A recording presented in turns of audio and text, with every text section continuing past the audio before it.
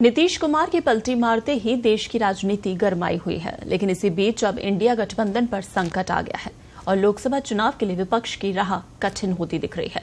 इसी बीच नीतीश कुमार और गठबंधन पर कांग्रेस का बड़ा बयान सामने आया है।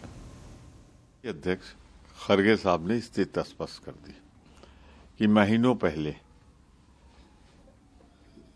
वहां के स्थानीय नेताओं ने और स्वयं आरजेडी ने कहा था ये जा सकते हैं। वो उन बैठकों में भी नहीं आ रहे थे जहां सीटों का बंटवारा था। तो मैं तो इतना कहूंगा, अच्छा हुआ अभी चले गए।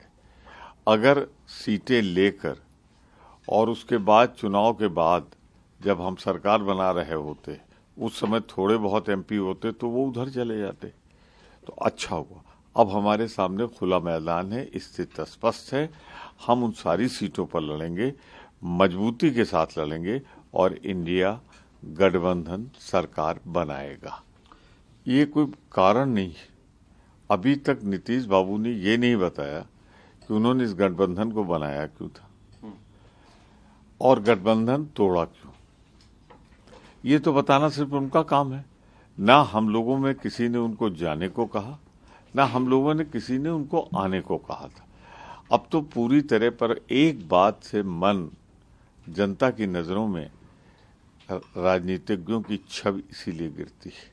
आज जिस बिहार से लोकतंत्र पैदा हुआ था, नीतीश बाबू के इस आवागमन से लगातार, पता नहीं ये अंतिम है या इसके बाद भी कभी करेंगे, बिहार की और देश के लोकतंत्र की छवि धूमिल हुई है। ओवैसी साहब उतने ही बोलते हैं जितना नागपुर से लिखकर उनको दे दिया जाता है।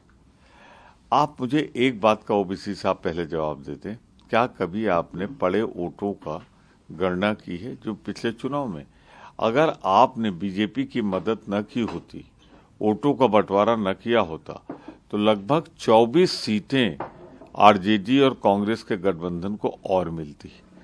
तो ये सारा खेल वहीं खत्म हो जाता जो 2-4 के बहुमत से सरकार बनाई थी उन्होंने।